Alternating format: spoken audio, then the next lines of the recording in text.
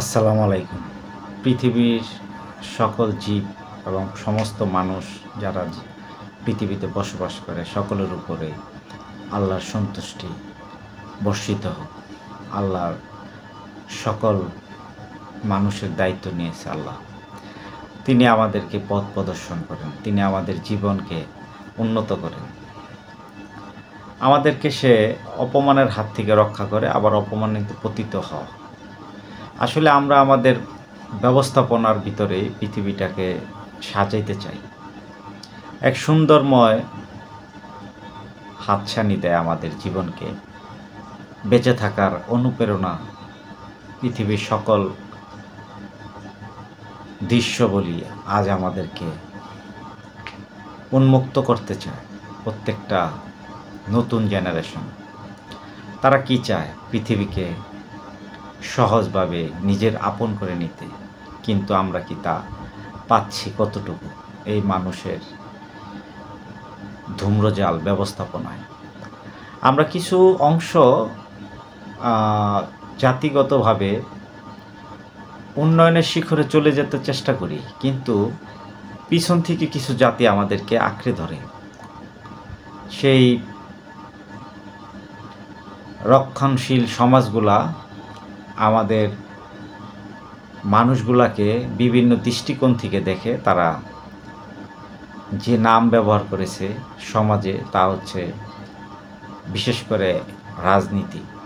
তা বিশাল প্ল্যাটফর্মে মানুষকে, কোটি কোটি মানুষ এই প্ল্যাটফর্ম থেকে বঞ্চিত হয়, আবার কোটি কোটি মানুষ এই প্ল্যাটফর্ম থেকে উপকৃত হওয়ার রাস্তা ছিল, কিন্তু সেটা করা হয় না। কেন করা হয় না জানেন? ওই যে জাতিগত ব্যবস্থাপনা, চাওয়া পাওয়া, নিষিদ্ধ ঘোষিত জীবন। কি জীবন সাজাবো আমি, যে জীবন আমার পথকে, আমাকেই ধ্বংসের পথে নিয়ে যায়। আপনি ইউরোপ মহাদেশ, পশ্চিমা মহাদেশ যেটা বলে, আমাদের এই পূর্বের জাতি, সকলের ভিতরে আপনি খেয়াল করে দেখবেন যার যার জাতির জন্য বিশাল উপকার এবং কিছু ব্যবস্থাপনা টেনে নিয়ে যায়। কিন্তু আমাদের এশিয়া যে আমরা আছি, এখানে কয়েকটা জাতি বসবাস করে, বিশাল জনগোষ্ঠী। এরা কিন্তু নিজস্ব উপকারার্থে, নিজস্ব লাভ যেটা বলে, আমরা আমাদের বেঁচে থাকার যে পথ আমাদেরকে উন্নতি সাধনে নিয়ে যাবে, আমরা সকলেই একটা আইডিওলজি ব্যবহার করি, যে পথ শুধু সুন্দর পৃথিবী দিবে না, বেঁচে থাকার জন্য সরল জীবন দিবে। হ্যাঁ, আমি যদি প্রশ্ন করি, প্রথম দেখেন আমাদের যে মানুষ, আপনি যে মানুষ সমাজে একা একা বসবাস করেন, আপনাকে একটা প্রশ্ন করলাম যে আপনি কি রাস্তায় বের হয়ে সুন্দরভাবে কোথাও গমন করবেন, মানে যাতায়াত করবেন, তা নিরাপদ বোধ মনে করেন কিনা এই বাংলাদেশে বসবাস করে? সেকেন্ড, আপনি কখন কোনো কিছু কেনার জন্য যখন রাস্তায় বের হন, উদ্দেশ্য থাকে কিছু কেনাকাটা করবেন পারিবারিক সামাজিক ব্যবস্থাপনার জন্য, সেটা কিনতে কি আপনি ভাবেন কিনা যে আপনি ঠকবেন? রাস্তায় হাঁটলে আপনার অন্তর যদি বলে যে আমি ঠকে যাচ্ছি হয়তো কোথাও কোনো কিছু কিনে। তারপর খাদ্যের সুষ্ঠু সমান ব্যবহার, শ্রমবাজারের সমানুপাতিক হার, এটা আপনি পাবেন না। তাহলে আমরা যে জাতি, যে সমাজ নিয়ে কথা বলতেছি, যে জাতি নিয়ে উন্নতির চিন্তা করে আগাচ্ছি, হয়তো হব একদিন, আজ না হয় 200 বছর 500 বছর পরে, বা 50 বছর 20 বছর পরে, কিন্তু এখন কি আপনি তা পাচ্ছেন? না।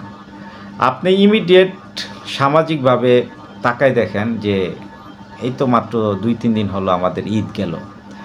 ঈদের ছুটিতে আমাদের সকলে বাড়ি ফেরার যে নিরাপদ ব্যবস্থাপনা সড়ক, সেখানে আপনি তাকায় দেখেন কি পরিমাণ রোড অ্যাক্সিডেন্টে মানুষ এই পৃথিবী থেকে চলে গেছে। তার নিরাপত্তা কে দিবে? সরকার না আমরা জনগণ, আমরা নিজেরা? আমাদের সকলের দোষ আছে। আমাদের গাড়ি চলে 100 মাইল গতি, আবার তা ব্রেক করা সম্ভব হয় না। রোডের উপরে যত্রতত্র যে কোনো গাড়ি উঠে পড়তেছে, তার সাথে একটার সাথে একটা মানে সংঘর্ষ বেঁধে, যেটা আমরা হয়তো গেমসে দেখি যে হঠাৎ কোনো জায়গায় ক্রাশিং করে গেমস খেলতে গিয়ে বাড়ি খেয়ে পড়ে যাই। আসলে এই যে শহর আমরা এখন যেভাবে সাজাইছি এবং সমাজটাকে, এবং এই যে কয়েকশো কিলোমিটারের ব্যবধান এক জেলা থেকে আরেক জেলা, এর প্রত্যেকটা মৃত্যু ফাঁদ হিসেবে তৈরি করে রেখেছি। এখন কে কখন গিয়ে পড়বো তা তো নিশ্চয়তা নাই ভাই।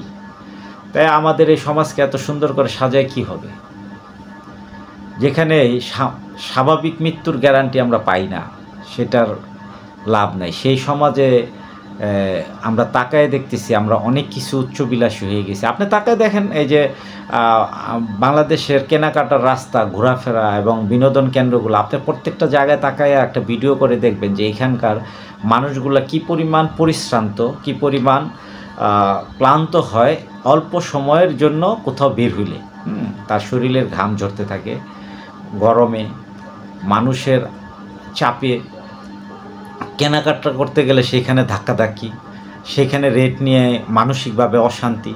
হ্যাঁ, আপনি কোথাও কোনো কিছু শান্তি খুঁজে পাবেন এরকম ব্যবস্থাপনা নাই। ইমিডিয়েট ঘরেও মানুষ থেকে শান্তি পাচ্ছে না, চুরি ডাকাতি বিভিন্ন অবস্থায় দেশকে একটা জায়গায় উপনীত করে ফেলেছে।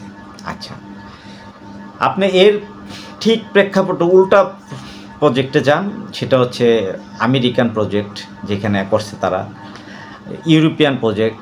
এশিয়াতে অনেক দেশ আছে, সিঙ্গাপুর, মালয়েশিয়া, থাইল্যান্ড, ভিয়েতনাম, তারপরে আপনার এই চায়না। হ্যাঁ, এইসব দেশগুলোতে আপনি যান, সেখানে দেখবেন আমাদের মতো এই পর্যায়ে নাই তারা আমাদের চেয়ে হয়তো বেশ কিছু বছর আগায় গিয়ে যে আমরা যেটা চাচ্ছিলাম আর হয়তো 20-50 বছর পরে পাবো, ওইখানে তারা এখন চলে গেছে। তো এইটা আসলে কারে দোষ দিবেন না। এখানে আমরা যে 18 কোটি বা এর প্লাস মানুষ আছি, আমাদের সকলের মেন্টালিটিতে আমাদের একটা প্রবলেম দেখা দিচ্ছে যে আমরা কোনো কিছুকে স্বাভাবিক পর্যায়ে নেওয়া আমাদের জন্য হচ্ছে না। কারণ আমরা এমন জাতিতে কেন যাব? আমাদের কি শিক্ষণীয় বিষয় আছে না? আমাদের কি বোঝার বিষয় আছে না? যে গাড়িটা 100 গতিতে টেনে হয়তো আধা ঘন্টা আগে আপনি গন্তব্যে পৌঁছবেন, সেটাকে যদি আমরা 50-এ নিয়ে আসি, তাহলে তো আমার অ্যাক্সিডেন্ট অনেক ক্ষেত্রে কমে যায়।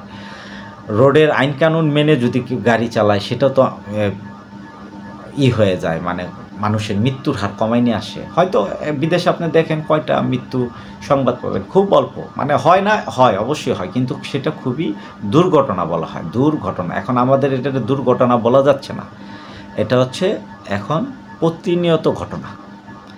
তো আসলে আমরা আমাদের যেখানে জীবনের মানে খুঁজে পাওয়াটাই অনেক কঠিন, সেখানে আধুনিক জীবনযাপনের নামে যে জীবন ব্যবস্থাপনা শুরু করছি তা কি সুন্দর। আপনি তাকাই দেখেন যে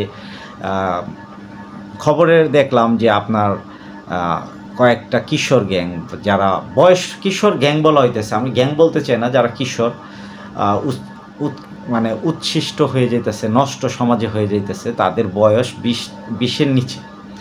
তো এই ছেলের বয়সটা, এই বয়সে কি করে? পড়াশোনা করে, বা না করলে সে কাজে যায়, কাজ শিখে। হ্যাঁ, আর এইখানে এই বয়সের ছেলেরা কি চাইতেছে? আপনি যদি বর্তমান জেনারেশন 2025টার পরে আপনি 2040-এর একটা মানে 25 থেকে আরও 15 বছর বা এর আগের লাইফটা আপনি যদি 30 বা এরকম একটা সময়কে আপনি কল্পনা করবেন, তো কল্পনা করলে আপনি কি জাতি আগায় গেছে না পিছিয়ে গেছে, তখন আপনি কাদের উপরে নির্ভর করবেন? এই ইয়ং জেনারেশন বা এই যে শিশু, যাদের ভিতরে সব শিশুর অন্তরে মানে কি সব শিশুর অন্তর যেভাবে বিকশিত হয়ে তারা সমাজকে পরিচালিত করবে, তারাই আগামীতে, তারাই বড় বড় কিছু, তারা সমাজে কত পার্সেন্ট ঝরে যাচ্ছে, সেখানে কি কাজ করতেছে, সেই মানবিক দিকগুলা সে কিসের মাঝে জড়িত আছে। আপনি যদি প্ল্যাটফর্ম দেখেন, যে আর্মিরা তাদেরকে মানে নদীপথে ধাওয়া করার পরে তারা পানি তেল, তো সবার হাতে কী ছিল? বড় বড় আন্দা,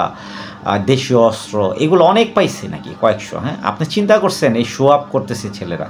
তো এরা তো আমার দেশের জাতির মানে জাতিকে তারা মানে কিছু দিবে, কিন্তু আপনি তাদের কাছে কী পাবেন? তার মানে এই যে নেক্সট জেনারেশন আসতেছে, তারা তাদের কর্মসংস্থানের বিশাল একটা অভাব হবে, তারা নিজেরা কাজ জানবে না, তারা এই সমাজকে তারা সহনশীলতা শিখে নাই, তারা যে কোনো জিনিস সে ভোগ করতে চায়। এবং এখানে আরও কিছু ব্যাপার আছে, তাদের চাওয়া পাওয়ার মানে মজার জিনিসগুলা কি দেখেন, সেখানে তাদের অ্যাকশন ধর্মী যে মারামারি দেখেন আপনি, বেশিরভাগ সিসি ফুটেজে দেখবেন কোথাও মারামারি কাউকে কুপাইছে, সেগুলো ইয়ং বয়সের 20, 21, 22 বছর 16 বছরের ছেলে পেলে, যে কিনা একটা রান্দা উঠতে পারে না, রান্দা উঠাইয়া মারবে সেই সুযোগটা তার শক্তি নাই, তারপর সে করতেছে।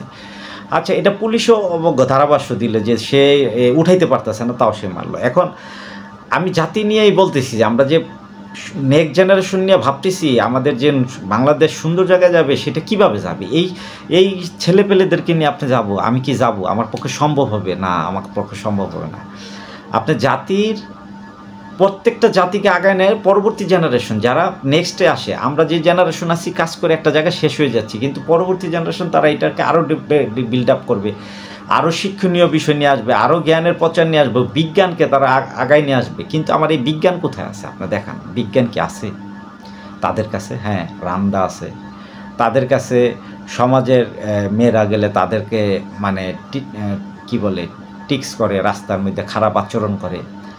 তাদের বাইক চালানোর স্টাইল দেখেন, সাইকেল চালানোর স্টাইল দেখেন, এটা কি আসলে কি সত্যিকারের সামাজিকতায় ভিতরে পড়ে? না। এরপরের অধ্যায়ে আসেন, তারা কি করতেছে সেখানে তারা দেখেন কিছু মেয়ে নিয়েও তারা বোর্ডে উঠে, তারা সেক্সুয়াল ব্যাপারও এত অ্যাগ্রেসিভ যে এখানে সেটাকে সে পছন্দ করতেছে, আচ্ছা সেটাকে লাইক করতেছে, সেটার পিছনে তার সময় ব্যয় করতেছে। এর পিছনে নেশা আপনি দেখেন, অধিকাংশ এই ছেলে পেলে মদ খাওয়া, তারপরে গাঁজা খাওয়া, বিভিন্ন নেশাগ্রস্ত দ্রব্যের সাথে। আচ্ছা, তাহলে আমি এর কাছ থেকে কী আশা করব? আগামী 10 ইয়ার্স পরে সে যে জাতিকে কিছু দিবে, সে তো বোঝা হবে, এই জাতির উপরে বোঝা হবে। তখন তো তার স্পিড থাকবে না শারীরিক, তখন সে শারীরিকভাবে আরও কি বলে কর্ম দক্ষতা চলে আসতে গেলে সে জানবে না কিছু, তাহলে তাকে দিয়ে আপনি কী করবেন? তাহলে আমাদের সরকার যদি ভাবনার ভিতরে থাকে যে পৃথিবীর বিভিন্ন দেশ, আমাদের দেশ তো বিভিন্ন দেশের যে আমাদের দেশের সরকারগুলা বিভিন্ন জাতি বা অন্য অন্য দেশের এই যে দাবিদারি সরকার, মানে দাবিদারি করতে করতে বিভিন্ন দেশকে ফোর্স এগুলাকে মানে তাদের কথা শুনতে গিয়ে, তাদের কাছ থেকে তার ক্ষমতা রাখতে গিয়ে এই যে সময় ব্যয় করা, এই যে আমার জাতির দিকে যে সময় দেওয়ার মতো অবস্থান থাকে না। যেমন আমি একটা প্রমাণ দিই, যেমন একটা ঘরে একটা মানুষ প্রচুর ইনকাম করে, একটা পুরুষ সে বাইরে গিয়ে প্রচুর কাজ করে, তার সকাল ভোর থেকে সে রাত্র পর্যন্ত কাজ করে, সে সকালে যায় বাচ্চাদের ঘুমিয়ে রেখে আবার রাত্রে আসে এসে ঘুমাইতেছে। তাহলে তার মানে এই যে সময়ের মাঝে তার বাচ্চাদের সাথে দেখা হওয়ার মতো এবং মানুষ করার মতো তার সময়টা হাতে থাকে না। ঠিক রাজনীতিবিদরা সেমটুকু কাজটুকু করতেছে, যে তারা প্রত্যেকটা দেশকে ডেভেলপ করার জন্য, পরিস্থিতি চেঞ্জ করার জন্য, প্ল্যানিং দেওয়ার জন্য সেইগুলার কাজ করতে করতেই আপনি দেখেন এই যে বর্তমান যে সরকার 7 মাস তারা বিদেশিকে প্রোটেকশন করতে গিয়ে আমাদের দেশের যে ভিতরে কি সমস্যা দেখতেছে খাদ্যদ্রব্য এটা। কিন্তু আমার জাতি যেখানে সর্বোচ্চ পর্যায়ে যে বিষয়গুলো হারাইতেছে সেটাকে আমরা মাথায় নেই নাই। আমাদেরকে এখানে করণীয় কিছু নাই, এই জাতির জন্য কিছু করার নাই সরকারের। এদের জন্য তো উচিত, নাইলেই তো আমরা একসময় বোঝা হয়ে যাবে, তারা আমাদের বোঝা হবে, আমাদেরকে বিপদ টেনে নিয়ে আসবে, আমাদেরকে এই পৃথিবীর একটা অন্য ডাস্টবিন রাষ্ট্রের মতো একটা ব্যবহার করবে অন্য জাতি। কারণ আমাদের মেধা থাকবে না, আমাদের জ্ঞান নিয়ে কথা বলার মতো স্কোপ থাকবে না, আমাদের চলাফেরা। আমাদেরকে তো আমি দেখেন, যে কোনো শিশুর পিতা যখন একজন হয় তখন সে কী করে, সে তার সন্তানের জন্যই তার পৃথিবী গড়ানোর চেষ্টা করে। তাই আমাদের দেশের সরকারও তো নেক্সট জেনারেশনের জন্য এই পৃথিবী গড়ানোর চেষ্টা করবে, তাদেরকে উন্নত প্রযুক্তি দিবে, তাদেরকে বলবেন। এর বিপরীতে তো অনেক ছাত্র পড়াশোনা করতেছে, আপনি সেই স্টুডেন্ট লাইফের যে কলেজ ভার্সিটি সেখানে কি নেশার দ্রব্য কীভাবে থাবা দিছে আপনি খেয়াল করে, আপনি সেগুলোকে মানে আপনি রিসার্চ করে দেখেন না, সেখানে যদি রাজনীতি সেখানে কীভাবে থাপা দিছে দেখেন। তো এইগুলো যদি ওই স্টুডেন্ট লাইফেও ঢুকে যায় তাহলে আপনার জাতির নেক্সট জেনারেশন যে এখন একজন কেন পাচ্ছেন না, জেনারেশন পাচ্ছেন না কেন? আমরা বলতেছি যে মেডিকেল গেলে ডাক্তার আমাদেরকে মেরে ফেলতেছে, এটা নিয়ে ভাঙচুর হচ্ছে মেডিকেলে। আপনি ওই মেডিকেলের যে ডাক্তারটা সে তার পড়াশোনা কতটুকু সময় সে ক্লিয়ারেন্স নিয়ে সে পড়ে আগাই গেছে বা সেই ধরনের মেধাবী হয়েছে, সেই ধরনের কাজ করে, কারণ সে তো প্রাইভেট সেক্টর আপনি খুলে দিয়েছেন, টাকায় ভর্তি হয়ে সে ডাক্তার হয়ে যেতেছে। হইতেছে, হ্যাঁ, তারপরে যেটাও সরকারিতে ভর্তি হইতেছে সেখানেও আপনার দুর্নীতিগ্রস্ত হইতেছে, বিভিন্ন ভর্তি হচ্ছে। আবার তারা পড়াশোনা করতেছে কোনো রকম, মানে সেখানে রাজনীতি করতেছে। আচ্ছা ধরেন কোনো ছাত্র পড়ার জন্য তার 4 বছর নিছে, মানে আমি আমার ব্যাচেলার ডিগ্রিটা আমি 4 বছরে কমপ্লিট করব, কিন্তু এইখানে আপনি যদি সে ঘুম খাবার এবং এর পাশে যদি সে 6 ঘন্টা রাজনীতিতে সময় দেয় 4 ঘন্টা, তাহলে সে কতটুকু সময় পড়বে? আপনি তাদেরকে আবার ছাত্র রাজনীতি নাম দিতে, আমাদের জাতিকে সুন্দর করার জন্য ছাত্রদেরকে রাজনীতিতে তো আনার কোনো প্রয়োজন নাই, কারণ তারা অবশ্যই রাজনীতি করবে কখন, যখন কিনা এই রাজনীতির স্থান কি অপূর্ণ থাকবে, যখন সে ডাক্তার হবে, যখন সে ইঞ্জিনিয়ার হবে, যখন সে একজন ব্যারিস্টার হবে, যখন পাইলট হবে, যে বড় কিছু হবে, তখন সে অটোমেটিকলি তো রাজনীতি থেকে সে তার মেধার যে তার জ্ঞান লব্ধ, তার পড়াশোনা, তার জ্ঞান, এই শ্রমটা সে ওইখানে দিবে, দেওয়ার পর ওই ডিপার্টমেন্টটা সেরা অবস্থানে চলে যাবে, ঠিক না? তার এইগুলায় এখন আপনি তার জীবনে সে কিছুই দেখে নাই, পড়াশোনায় সে পাশ করে শেষে সে ওখানে রাজনীতি শুরু করছে। তারপরে তারা বিসিএস ক্যাডার, আচ্ছা বিসিএস ক্যাডার নিয়ে কথা বললে তো অনেক, আপনি আমাদের যে জীবন ব্যবস্থাপনায় বিসিএস ক্যাডার কেন দরকার, কি কারণে দরকার? আমাকে একটা অঙ্ক করে দেখান। ধরে নেন আপনি বিসিএস ক্যাডার সর্বোচ্চ তার সম্মানিত একটা পেশা এবং সকলকে সে ডমিনেট করে, হ্যাঁ, আচ্ছা কখন করা উচিত? ধরেন আপনি সরকারিভাবে কাউকে এমনি জব দেন না, তাকে পরীক্ষা রাইটেন দিয়ে একটা জব দেন, সে জব আসছে, তাকে সর্বোচ্চ পর্যায়ে পাওয়ারতে এই মুহূর্তে দেন, হ্যাঁ সে অবশ্যই ভালো পোস্টে আসছে, সে একজন সড়ক জনপদের ইঞ্জিনিয়ার হিসেবে ঢুকছে বা ডাক্তারের সার্জন হিসেবে ঢুকছে, যে কোনো জায়গায় সে ঢুকছে, হ্যাঁ, আইন প্রণেতায় ঢুকছে, মানে যে কোনো জায়গায় ঢুকছে, সে ঢুকার পরে সে এখানে মেধা দিয়ে তার সে কয়েকটা শ্রম দিবে, তার বছর বছর কন্টিনিউ একটা সময় তার সর্বোচ্চ পর্যায়ে তার এইগুলা বিকশিত হবে যে সে কী ভালো কাজ করছে, তারপরে তার অবস্থানকে আপনি বিসিএস ক্যাডারের সম্মান অনুযায়ী ওইখানে একটা সম্মানিত একটা একটা কোটা দেন, মানে তার পদবি দেন, সেটাতেও সে ওইখান থেকে সে সর্বোচ্চ পর্যায়ে আবার দিতে পারবে। এখন সে মাত্র কোনো কাজের যোগ্যতা তার নাই, সে শিখে নেয়, সে পড়ালেখা ফার্স্ট হয়েছে বা সে রিটেনে ভালো করছে বা ওইভাবে করে বিসিএস ক্যাডার হয়ে গেছে। এখন সে কী করতেছে,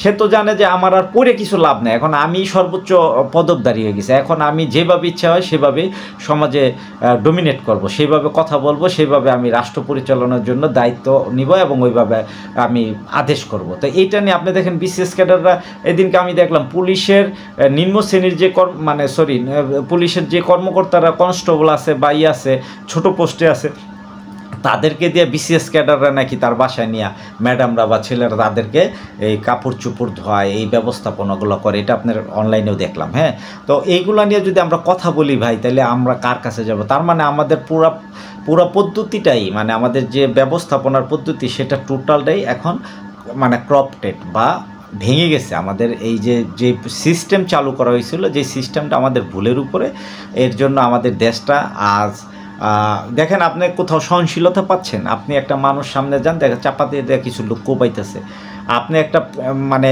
এটা হলো সমাজের একবারে ধরে নিচু শ্রেণী মানুষ যারা, তারা করতেছে কোনটা, যারা এই যে বস্তিতে থাকতেছে বা রাজনীতির সাথে যুক্ত হইতেছে কোনো রকম চিন্তায় টিন্তায় বিভিন্ন অঞ্চলে করতেছে। আবার এর একটু উপরে লেভেলে যান, যারা রাজনীতিবিদ আসতেছে বিভিন্ন জেলা পর্যায়ে থানা পর্যায়ে, তারা কি করতেছে, তারা ওইখানে আরও ভয়ঙ্কর জিনিস নিয়ে খেলা করতেছে। সমাজে ডমিনেট করবে কিভাবে, তার ব্যবস্থাপনা কিভাবে ডমিনেটেড আসবে, সে ওইখানে বিভিন্ন গ্রুপ তৈরি করতেছে। এই যে আপনি কিশোর গ্যাং বলতেছেন, তাদের ছত্র ছায়া তারা চলতেছে, কাউকে মারতে হলে ভয় দেখাইতে হলে তাদেরকে লাগবে কয়েকটা চাপাটিতে পাঠাই দেওয়া হয়। তাইলে আপনি এই রাজনীতিবিদ ওইখানে আবার সৃষ্টি হইতেছে, যারা যেই রাজনীতিবিদদের পড়াশোনার লেভেল, তাদের সামাজিক লেভেল, তাদের কর্মের লেভেল, তার ব্যক্তি জীবনে কী কর্ম দিয়ে সমাজকে কী পরিমাণ উন্নতি করছে, যে রাজনৈতিক নেতা হয়েছে কিভাবে হইলো, সেগুলো আমি আরও কিছু টপিক্সে কথা বলছিলাম, আমার ইউটিউবে দেওয়া আছে। কিন্তু এই বিষয়টা, এই রাজনৈতিক নেতারা কিভাবে আগাই গেল, হ্যাঁ, তাদেরকে আপনি কিভাবে মানতে হয়, ভয় পায় সবাই, সমানে মামলা দিয়ে আসে, বিভিন্ন ঝামেলা হইলে বিভিন্ন সমস্যায় ফালাই দেয়। তো এই রাজনৈতিক ছত্রছায় এই শুধু মার্কা যেমন নৌকা নয় ধানের শেষ না নাঙ্গল, এইগুলা নিয়েই তারা পাওয়ার দেখায়। এখন এইগুলা নিয়ে আপনি কাকে বলবেন এই সমাধান আসতে? পৃথিবী, আমাদের দেশের সব মানুষ তো এই লাইনে যায় না, প্রায় 80% লোক আপনার সমাজে, আপনার রাজনীতি বা 90% লোক রাজনীতি করে না, তারা কিছু কাজ করে খায়, কেউ বিভিন্ন ঝামেলা করে, তার সন্তান হচ্ছে, তারা পড়াশোনায় দিতে পারতেছে না, আর্থিক সমস্যা, সে নিজেই একটা নিম্ন শ্রেণী চাকরি করে, এখন ছেলে মেয়ে উচ্ছ্বসিত হয়েছে, সে বাইরে গিয়ে চাপা দিতে মানুষকে কুপায়।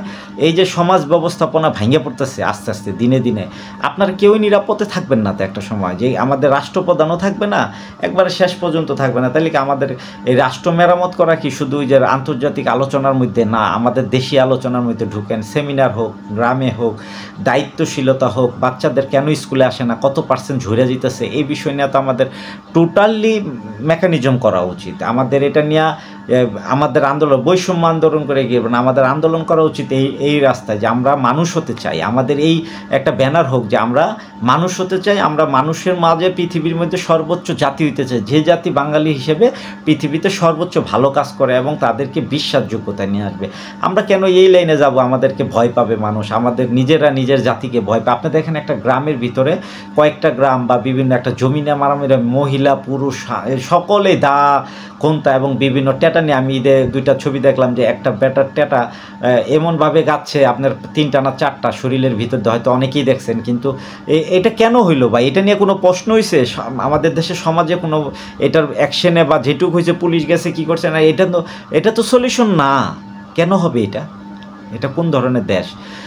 এখন আমরা কি একটা আজগবি দেশে আছি? একটা দেশকে রিপ্রেজেন্ট করতে হইলে আপনাকে মেধায়, শিক্ষায় এবং এই যে ব্যবহার, যেটাকে বলে সর্বোচ্চ, হযরত মুহাম্মদ সাল্লাল্লাহু আলাইহি ওয়াসাল্লাম মানুষের প্রতি ব্যবহার কি ছিল? হাসি মুখে কথা বলছে ভাই, সত্যিকারে মানুষের সাথে সে সত্যিকারে এই প্ল্যানিংয়ে কথা বলছে যে হে এই সকলের সাথে যে তোমরা এইভাবে না, এইভাবে জীবনটা যাকেই দেখছে সে হাসি মুখে কথা বলছে। আজকে আমাদের অবস্থান কোথায় আছে?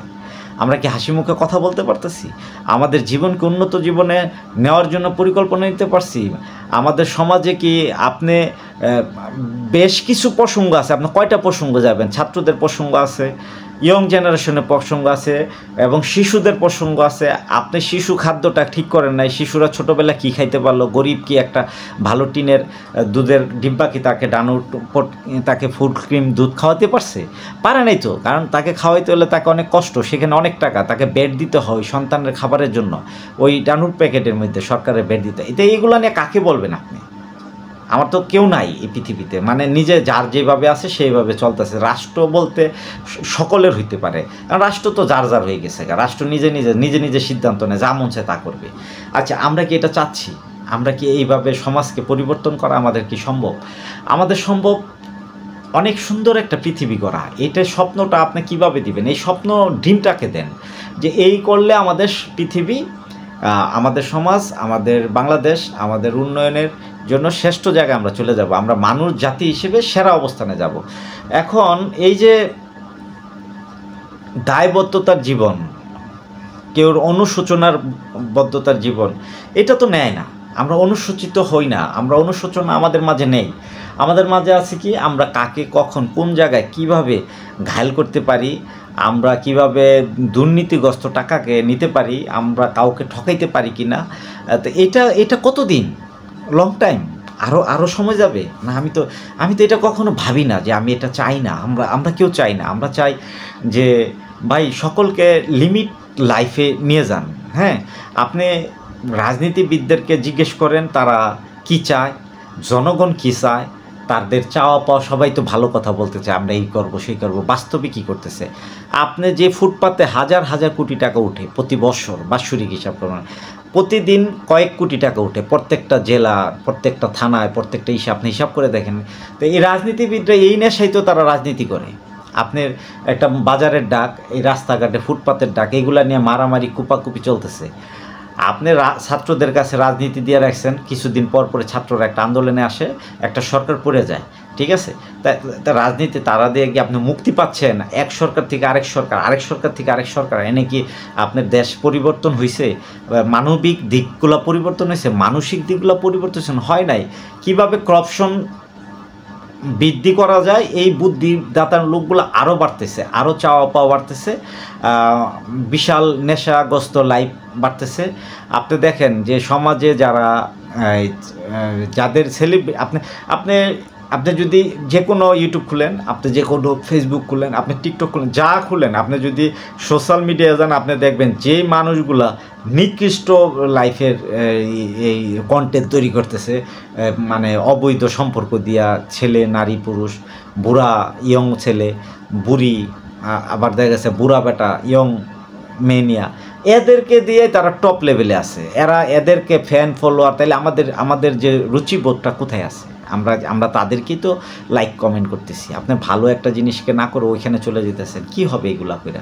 তো একটা সময় তারা ওইখানে তাদের অর্থনৈতিক আপনার একদম একটা নিম্ন শ্রেণীর থেকে তারা উপরে এসে তারা কয়েক কোটি টাকার মালিক হয়ে যেতেছে। তাহলে কে যাবে একটা গরিব মানুষের ছেলে সে পড়তে, বা একটা ভদ্রলোকের ছেলে সে পড়াশোনা করে সমাজকে একটা চিকিৎসা দেওয়ার জন্য, একটু খাদ্যের পরিকল্পনা দেওয়ার জন্য, অর্থনৈতিক উন্নতি করার জন্য পড়াশোনা করবে না, কারণ করতে চাবে না। লাস্টে আমরা তো ওই দিকে যাচ্ছি যে পড়াশোনা, অনেকেই বলে পড়াশোনা কী করবে, এর চেয়ে স্বাভাবিক জীবনযাপনে সে বড় বড় কোটি কোটি, আপনি দেখেন দেশের মন্ত্রী এমপি যেগুলো ছিল পিছনে বিগত, এদের মধ্যে কত পার্সেন্ট পাবে নিম্ন শ্রেণীর থেকে তার উপরে আসছে, টোকাই থেকে উপরে আসছে, ভয়ঙ্কর পরিবেশ, তাদের পরিবেশ থেকে আসতে পারে, গরিব থেকে আসা যায়, কিন্তু সততার সহিত গরিব, সে একজন শিক্ষিত, একজন জ্ঞানী, তো সে তার টাকা নাই, সে হয়তো আইসা সে ভালো পজিশনে আসতে পারে, সেটা অস্বাভাবিক না। কিন্তু এই অস্বাভাবিকরে কীভাবে স্বাভাবিক করতেছেন আপনার দেশে? আপনি এটা দিয়ে এই যে এই নমুনাপত্র রাখা হয়েছে, এটা তো মানুষের জন্য অবমূল্যায়ন করে একটা দৃষ্টান্ত হবে। এই যে ভবিষ্যৎ সামনে যে পদ্ধতিটা আমাদের সমাজে আসতেছে, এখন আমরা কি চাই এই পৃথিবীতে এইভাবে আরও সুন্দর কিছু আসুক? আমরা কেন চাবো না? আমাদের মূল্যায়ন কে করবে? রাষ্ট্র করবে। মূল্যায়িত হবে কে? জনগণ। তার পিছনে ইনভেস্ট করবে কে?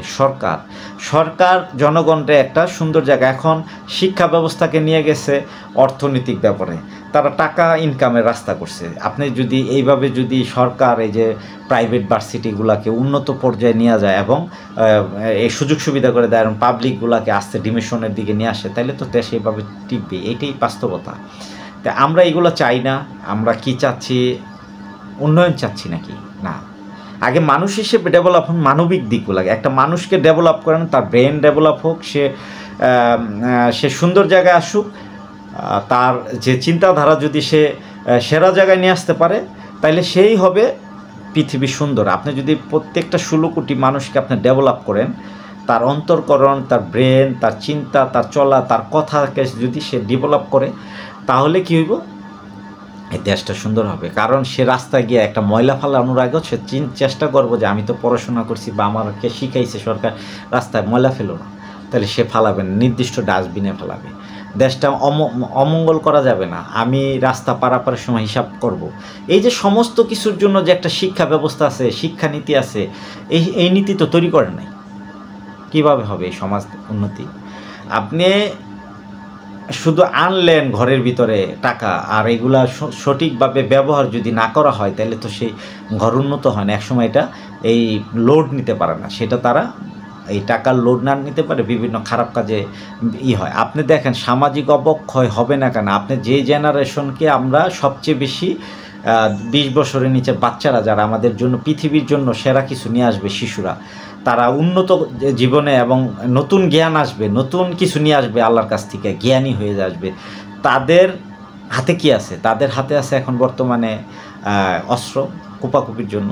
কিশোর গ্যাং নাম দেওয়া হয়েছে তাদেরকে, কত বছর ধরে তারা কুপায়। তাদেরকে ভালো করার জন্য তো একটা রাস্তা দেন। যদি কেউ ভুল পথে যাচ্ছে, তাদেরকে কীভাবে সংশোধনে করা যায়, কীভাবে কিশোর গ্যাং হওয়া যায় না, উন্নতি করা হয়, এটাই জান। আচ্ছা, সমাজে তাকায় দেখেন কি পর্যায়ে, গ্রাম পর্যায়ে এবং একদম সমস্ত গ্রামে সেখানে কি চলতেছে দেখেন আপনি।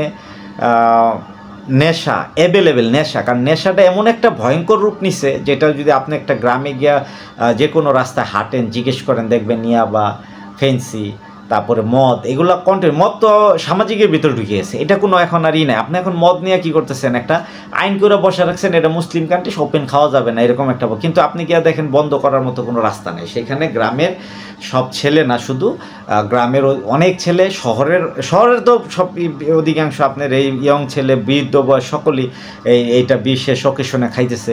তো আপনি কেন এগুলোর আইন করে এভাবে আটকে ওপেন করেন না? অনেকেই দেখবে কে খায় কে খায় না, তারপরও সামাজিক কিছুটা থাকবো। আচ্ছা, আপনি এটাও করছেন বন্ধ করে, সে খাচ্ছে, ওকে খাক, আপনার ব্যবস্থা। তার চেয়ে ভয়ঙ্কর রূপ নিচ্ছে অর্থনৈতিক ব্যবস্থাপনা যে মানে আপনার কি করতেছে, মানে এখানে কারণ কি, এটার কারণ আছে। সে খেলতে চাচ্ছে, মানে আপনার পৃথিবীতে কিছু, ওই যে বলি না ইন্ডিয়া আমাদের দুশ্মন রাষ্ট্র, কী কারণে বলি, তারা ক্রিকেট নিয়ে এমন একটা খেলা দিছে যে বাংলাদেশ না পার্শ্ববর্তী অনেক দেশই যারা দরিদ্র এই শ্রেণীর মানুষগুলা সমানে জুয়া খেলতেছে, অনলাইন জুয়া, বিট খেলতেছে। বিট খেলে প্রত্যেকটা জায়গায় অশান্তি, ঘরের সংসার ভাঙতেছে, ঘরের যে টাকাটা আসতেছে সে পার ডে ইনকাম সেটা সে জুয়াই দিতেছে, আবার হাইরা যেতেছে, সেই জন্য আবার টাকা কোথা থেকে অন্যায় নেয়, লোন টোন যে কোনো অবস্থায় টাকা নিয়ে আবার ওইগুলোর মধ্যে ছেড়ে দিতেছে, বেট ধরতেছে। আপনার এই যে দেখেন, এই যে রোজার মাস শুরু হয়েছে, তার শেষের দিকে কি শুরু করলো, আইপিএল শুরু করে দিছে। আপনার প্রশাসন, আপনি প্রত্যেকটা জায়গায়, আপনি প্রত্যেকটা মহল্লার মধ্যে গিয়ে যেখানে টেলিভিশনে খেলা দেখে, আউটডোরে খেলা দেখে, প্রত্যেকটা মোবাইলে আপনি চেক করেন যে ছেলে পেলে যারা এগুলো আছে, প্রত্যেকটার অ্যাপস আছে, তারা এখানে ব্যাট ধরতেছে এবং এইখানে তারা টাকা কিভাবে লেনদেন করতেছে এটা আপনি দেখেন, এবং দেখেন এই সমাজ কিভাবে করপশনের দিকে যায়। অথচ দেখাচ্ছেন আপনার যেখানে জুয়া হয় না, বিদেশিরা এই যে ক্যাসিনো দিয়ে রাখছে সেখানে খেলা। আমার দেশে তো ঘরে ঘরে ক্যাসিনো, প্রত্যেকটা জনগণের হাতে ক্যাসিনো দিয়ে রাখছেন, হ্যাঁ, প্রত্যেকটা ছেলে পেলে মোবাইলের হাতে। ওইখানে যেমন বিদেশে যেমন সিঙ্গাপুর, মালয়েশিয়া, ইউরোপ, আমেরিকা, সেই সব দেশে কি লাস ভেগাস, সেখানে কি করে ক্যাসিনো যাইয়ে খেলতে হয়, টাকা কুটে এনে শিল্পপতিরা যায় খেলে, ফকিরের মানুষ যায় না। তো ফকির মানুষ তো যারা গরিব দরিদ্র নিচে শুধু ভাত খাবে, জীবনযাপন করবে, সারা বছর সে অনেক আয় থাকবে না, শুধু জীবনটা তার সুন্দরভাবে করে, সেই মানুষের হাতে আপনি এখন জুয়া খেলার ব্যবস্থাপনা করে চলতেছে দেদারছে। সরকারের, আমি তো মনে করি সরকার এটার সাথে জড়িত হওয়ার সম্ভাবনা বেশি, কারণ তারা এটা কেন অ্যাপস বন্ধ করে না, এইটাকে কেন দেখেন। আপনি বাংলাদেশে এই যে কথা বলো, এই লাইনে কারা কাজ করছে, এই লাইনে আপনি দেখেন সাকিব আল হাসানের মতো লোক কাজ করছিল, তারপরে আরও কয়েকটা ক্রিকেটার আছে তারা এই অ্যাপস নিয়ে অ্যাড দিছে। আচ্ছা আপনি আরও দেখেন, আচ্ছা তারা ক্রিকেট খেলে, আপনি যদি এই যে খেলাধুলা এই গরিব জাতির জন্য এই ক্রিকেট খেলা কেন দরকার, কী কারণে সে খেলবে, খেললে কী করবে? আমাদের জাতীয় খেলা হাডুডু দিয়া তো এখানে তো কোনো ধরনের এই জুয়া খেলা অতটুকু হবে না, কিন্তু তাহলে এই অ্যাপস দিয়ে এই যে এটা বন্ধ করেন না কেন? এই যে ইন্ডিয়া মানুষের শত্রু কতটুকু, এদেরকে ভালোবাসি আবার খারাপ লাগে কেন? কারণ জানেন তারা জনগণের 1 নম্বর শত্রু। তারা এই দেশে ফেন্সি ডিলিয়া বা দিয়া বসে রাখছে। এই দেশে কী করছে, জনগণ যাতে এই যে ইয়ং ছেলে এবং দরিদ্র অশান্তিতে থাকে, তারা দেখেন কতগুলা চ্যানেল দিছে, যেগুলা যে চ্যানেল দেখে দেখেন এই যে হত্যাও পর্যন্ত হয়েছে, কি অমুক ড্রেস, হ্যাঁ, ইন্ডিয়ান ওই যে কিরণমালা অমুক তমুক এইসব নাটক বাংলাদেশে দেখায়, জলসা টিভি দিয়া এই জনগণের ভিতর অশান্তি বীজ দিয়ে দিছে এই মানুষগুলা। এবং মহিলারা এখন ঘরের ভিতর ওই শাশুড়ি রাজনীতি, ওই বউর রাজনীতি, এগুলা সমাজে অ্যাভেলেবেল চলতেছে। ক্রাইম পেট্রোল দেখে দেখেন কতগুলা খুন হয়েছে। এই ক্রাইম পেট্রোলের এটা নিয়ে কথাও বলছে যে হ্যাঁ আমি ক্রাইম পেট্রোল দেখছি, ক্রাইম পেট্রোলের এই পজিশন হয়েছে, ওইটা দেখে আমি ইন্সপায়ার হয়েছি, কাজটা করছি। ঠিক আছে, আপনি আসেন, তারা আইপিএল খেলা দিছে, ক্রিকেট খেলা। আচ্ছা ক্রিকেট খেলা আমাদের কি পরিমাণ, আগে আসেন ক্রিকেট খেলা আমাদের কি পরিমাণ এই মানে আমাদের লাভবান হয়েছি সেটা নিয়ে আমি একটা কথা বলবো হয়তো, মানে আমি এর পরের এপিসোডে কথা বলবো। কিন্তু আমি লাস্ট এই কথাটাই বলতে চাচ্ছি যে আমাদের সমাজে যে ঘুণ ধরছে, যে পরিমাণ অত্যাচারিত সামাজিক ভেদিগুলো আসতেছে, হ্যাঁ, যেটা মানুষের মনের উপর অত্যাচার করে, তার জীবনকে বিষয়ে তুলে তাকে নষ্টের দিকে যে নিয়ে যাচ্ছে, সেটাই আমাদেরকে ভবিষ্যতে কঠিন থেকে কঠিন চ্যালেঞ্জ নিতে হবে যে আমরা কোথায় সামনের দাঁড়াচ্ছি, আমার জাতি কি এখান থেকে মুক্তি পাবে, আমাদের কি মুক্তি পাওয়া উচিত, আমাদের মুক্তি পাওয়া কেন উচিত না, আমাদের এই মুক্তি না হলে আমরা তো এই আপনার যে ডাস্টবিন জীবন সেটাই থাকবো। আপনি বাংলাদেশ রাস্তাঘাট চলাফেরা যে কোনো জায়গায় আপনি হাঁটেন এবং যান, আপনি যেই পর্যায়ে আপনি যা করতে মন চায় একটু আগায় যান, আপনার রাস্তার দিকে যান, দেখবেন সেখানে প্রত্যেকটা জায়গায় ডাস্টবিনের মতো। আপনি দেখবেন মানুষ ধুলাবালি ময়লা, মানুষ হাঁটতে পারে না, গরম, একটা মার্কেটে গিয়ে সে শান্তি পায় না। অথচ আপনি বিদেশিকে ফলো করেন, বিদেশিকে ভালোবাসেন, বিদেশির মতো এই দেশে হচ্ছে না কেন? আমরা তো মানুষ অনেক পরিশ্রম, তাহলে হবে না কেন? আমাদেরকে কিভাবে হওয়া লাগবে সেই পদ্ধতি দরকার আমাদের। এই দেশের আধুনিক সমাজ বলতে আমরা সেই পদ্ধতিটাই চাচ্ছি, সেটা আমাদেরকে ডেভেলপ করার জন্য, আমাদেরকে উন্নত করার জন্য। আমরা এই মার্কেটিংয়ে আমাদের আপনার ধরেন আপনার সবাইকে জিজ্ঞেস করেন, আপনার প্রত্যেকটা মানুষ যে মার্কেটিংয়ে গেছেন এবারকার এই রোজায় বা মানুষের কেনাকাটার জন্য, প্রত্যেকটা মানুষের শারীরিক কী পরিমাণ অশান্তি হয়েছে এবং এই যানবাহনে কি করছে আপনার এই অর্থনৈতিক কোন জায়গায় আপনাকে আঘাত হানা নেয়। আপনি মনের থেকে জিজ্ঞেস করে দেখেন যে আপনি যখন কিনতে বের হন তখন আপনি জানেন প্রতিটা দোকানদার আপনি ঠকাবে। এই না ঠকাইলে আপনার মনের ভিতরে কাজ করতেছে, তাহলে কিভাবে আপনার মন যদি বলে আমাকে ঠকাবে, তাহলে আপনি কোথায় আছেন? তাহলে আপনি কোথায় বসবাস করতেছেন? মানে বিশ্বাস, ট্রাস্টটাই তো চলে গেছে সমাজ থেকে, অন্তর থেকে চলে গেছে, কারণ আমাদের এই কার্যকলাপের জন্য। আমরা আর এগুলা চাই না। তাইলে এইগুলা থেকে মুক্তি পাইতে হলে আমাদের নতুন ফরম্যাট দরকার, নতুন চিন্তা দরকার, আপনার ঘরের পাশে দরকার, আমাদের মানবিকতার জন্য দরকার। একজন মানুষের প্রতি আরেকজনের মানবিকতা আছে। আপনি দেখেন রাস্তার মধ্যে মুরব্বীরা ওপেনলি মারতেছে, কেন মারতেছে, কী কারণে সেটা জান না। এমন পরিস্থিতি তৈরি হইতেছে যে আপনি একটা চোর একটা মোবাইল চুরি করছে, তার সর্বোচ্চ শাস্তি কি হইতে পারে এটা আপনি ভালো জানেন, কিন্তু আপনারা কয়েকজনে পিলা মাইরা ফেলাইছেন। এখন বলবেন চোরের প্রতি মমতা না, তার শাস্তি তো এই পর্যন্ত হওয়ার কথা না। সামান্য মোবাইল চুরি, সামান্য খাদ্যের লিগেও দেখছি এক মহিলারা মারছে, হাত তুলছে।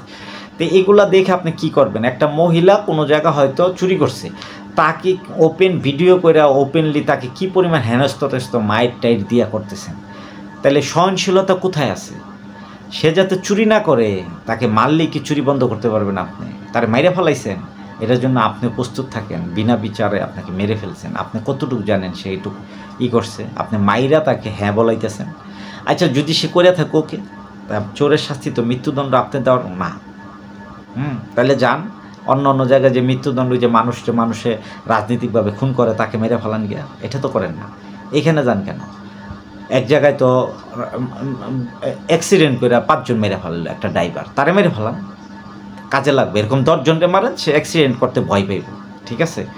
তো এখন কথা হয়েছে, চেষ্টা চোরদের মাইরা যেভাবে পৃথিবী উল্লাস করতেছেন, তার জন্য আপনারও এই পরবর্তী পৃথিবীতে, মানে আপনি নেক্সট যে আমাদের দ্বিতীয় জীবন বলতে যেটা আখেরাতে, সেখানে আপনি তার বিচারটা আবার পাবেন, যে কোনটা আপনার সঠিক বিচার, কোনটা রাইট বিচার ছিল না।